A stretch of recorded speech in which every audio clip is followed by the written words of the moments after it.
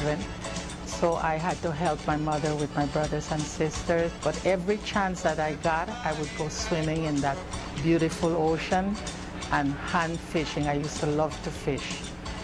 1957, a World War II veteran named John Grief Jr.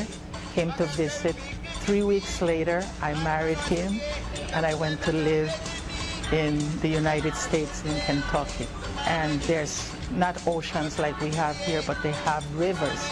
Seeing how people enjoy swimming and fishing in the river, I thought that if they enjoy to do that on a murky river, that they would be ecstatic to come to a place like San Pedro. And so that's what gave me the idea to start what I loosely called a hotel. We started building the hotel around late 1963. On the island, the only mode of transportation was by sailboat. So I used to get up at 2 in the morning, go to Belize, get the material, come back on the boat. The big logs they used to throw in the water, and the tide would just bring it to the beach, and then I would pay the little boys $1 to pull the lumber and the logs on the beach. June 15, 1965, Premier George Price inaugurated the San Pedro Holiday Hotel. It was one of the highlights of my life for him to come to this little fishing village and inaugurate the hotel. Was a big event for me and for the people of San Pedro. I answered the invitation to open the San Pedro Hotel, and I came by sea that day 25 years ago. It is good now to look back at the past in order to measure what progress has been made. Others will recall more events.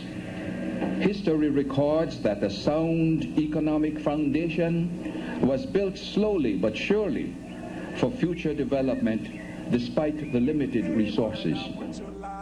In the beginning, this was a fishing camp because it was only fishermen. They came on a Saturday and they left on a Saturday.